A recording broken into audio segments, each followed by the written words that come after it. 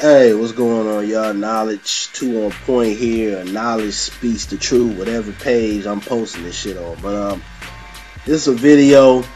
Top 5 things that hip hop has done. Top 5 good things hip hop has done for the black community and for music as a whole. Now, a lot of times when we talk about hip hop, we talk about negative things, and we act like hip hop has done absolutely nothing positive, and that would be false. But I will do top 5 bad things that hip hop has created to the black community and for music. But I'll shoot that at y'all maybe today or maybe tomorrow or whenever I get the chance to. But I'm gonna kick this thing off.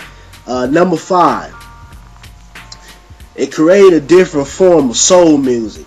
Now when we look at the 70s and the 60s around, a lot of that shit was kind of, nobody really was. People was keeping it real, like some of the Curtis Mayfields and Donny Hathaway and cats like that. But it was a lot of kind of bubblegum, sucker for love music. Nobody really was hitting the heart and soul of the black community until you had artists like like I said, Curtis Mayfield and Donny Hathaway and Al Green and James Brown. There was a few of them out there, but I think when Motown kicked off, they more or less was pushing that radio. Now, I'm not going to say pop, but they wanted to handle those radio-friendly type of records. And also, they wanted to push the whole lovey-dovey type records because that's what was selling at the time. So, it was like they really didn't give a damn about, nothing else or actually being a voice. They just was basically concerned about, okay, let's cross over. So it's like I say that, the game don't change. It's the players. Music has always been something where record companies always want to cross over, and get that white money. But that's number 5. Number 4, hip hop was, keyword was, the voice of the inner city. Now, we look at, Grandmaster Flash and, Run DMC and KRS-One and Public Enemy, and I can go on and on. We had a revolutionary, conscious type of, what's the word I'm looking for? We had that type of movement, I would say, in the late 80s, early 90s. That's when, it was all about wearing the X hat, and fighting the power and, stand up against police brutality and Ronald Reagan and all these different sources that go against our community. And I think that's when hip hop was really at its best because you had, rappers out there. I don't even want to say rappers, I want to say MCs. These guys and women were speaking for the community. They were putting positive messages out there. It was cool to be conscious. It was cool to be political. It was cool to, speak the truth. You look at hip hop now, it's kind of like, everybody's just talking about what they got and how much money and shit. And we really lost the roots and the essence of one of the key reasons to why we started this art form called hip hop. And, I think that was the prime of hip hop. I would say the late 80s, early 90s, and in the mid 90s. You had cats like Nas and, Common. And, even somebody like a gangster rapper like Ice Cube, he had a type of style where he was able to not only be a gangster rapper and speak for the streets, but then he was putting you up on game too. It wasn't just, I'm shooting this person, I'm slanging 4 keys and all that. It had a message behind what he was saying. And, it's like I said before, Ice Cube is one of my favorite MCs of all time. If you're not up on the Cube, man, you better get up on it. Check out Raw footage. Check out what's that joint? Death Certificate. Check out all his albums because dude always has something positive to say and putting everybody up on game. He predicted the LA riots before it even happened. So definitely check out my man Cube and everybody else that was a part of that, that movement around that time. But number 3, the advancement for money, as far as rappers. If you look at the earlier part of hip hop, cats weren't balling like that. I don't know if the record companies is getting a lot of money, which is probably true, but we didn't have as much money as we have in hip hop today. Now, there's a big misconception. Even though you see a lot of these jokers out here with the chains and the cars and shit, a lot of that shit is fabricated. It's not real. They rent these cars. They rent the jewelry a lot of times. I mean, think about it. Are you really gonna be stupid enough to go to the hood or the inner city or club and wear $100,000 chain on. Some of these jokers do, but a lot of times it's all for show. Us as Americans, because we're so, what's the word I'm looking for? We're so addicted to material things and the finer things of life. It's all about marketing. They know if they have the chains and the cars and everything like that, that's going to draw an audience, and not just black audience, but white audience, green audience, brown audience. It's going to draw in everybody. So it's more of a marketing scheme more than anything. But, that is, I guess you could say, a positive thing about hip-hop. There is more money. You got guys that are making millions of dollars off of this hip-hop stuff.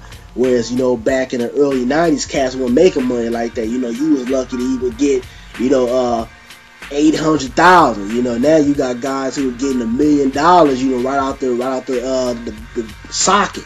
So I guess you can consider that, a good thing. There is more money in the game. Number 2, hip hop has brought some of the most unique styles that we've seen in music. When we look at the Fugees, we look at Nas, who might be the greatest MC of all time, even ahead of Biggie and Tupac. I know that's arguable, but hey, when you look at what he's done for hip hop, that guy's incredible. Or when you look at some people like Rakim and Chuck D and KRS-One, even that big lip bastard Jay-Z, they all brought something unique to the game. MC Lyte, which is one of the first female rappers to really make an impact and really say, hey, females can do this too. You don't have to be a guy to be able to spit on wax. And then you had female rappers like the Brat, which was the first female artist to ever go platinum. A lot of people don't know that. The Brat was the first one. So, we've had a lot of unique styles, a lot of different characters that we've seen over the years. Even I think of some of the new cats. I like Big Crit. He's like my favorite new artist out right now. Childish Gambino is cool. Who's that other cat? I forget his name right now, but he wears those little contacts in his eyes, little crazy looking dude. He's nice. Shit. There's a couple of cats out here. Lupe is nice. It's a couple of new cats out here that's really doing it. And we've seen a lot of different styles. It's not just it wasn't just people who was just copying each other. Yeah, when we was in our prime in hip hop, as far as the early 90s, mid 90s, we saw a lot of different styles. A lot of people was bringing something different to the game, and I think that's what we need to get back on now, instead of just everybody copying the next person just because it's hot right now. But the number one thing I think that hip hop has, showed and really given to the black community and just music as a whole, entrepreneurship. Never have we seen a genre of music that have created millionaires like hip hop.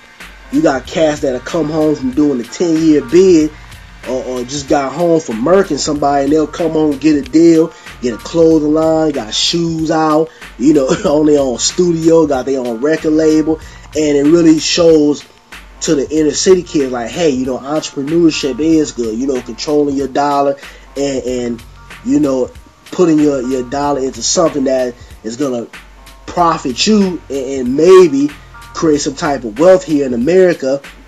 It's cool. It's not always good to just be a drug dealer or, well, I'm not going to say always good. It's not good at all. But, you have rappers who promote that, but then you have rappers who promote entrepreneurship. You look at people like, 50 Cent, who when he came out, this guy was just hustling the game. He had shoes, clothes, water, which I thought was a bad marketing plan because for his image, that was bullshit. But, he was just a hustling bastard. Create the G Unit and everything. Now, they fell the fuck off, but you can't forget what that guy did. He was a hustling son of a bitch. Jay-Z, and with the whole Rockefeller thing, and Dame Dash, and you got Diddy, who's an entrepreneur. Now, one thing that I think is a problem is that a lot of times they don't put some of this money back into the community, but hip-hop has created some of the most entrepreneurs, around within the black community. Never have we seen it, not even in the, the 60s, the 70s, the 80s. We haven't seen it until when hip hop came. They really made it really a marketable force.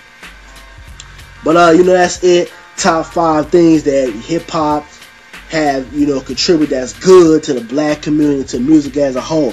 Y'all comment, rate, subscribe. I'll be hitting y'all with top 5 bad things that hip hop has done. But that's it. Shout out to everybody that hold me down, everybody who subscribed to both pages. If you haven't, check it out in the link. Subscribe to both pages. Hold me down. I'm out, y'all. Peace.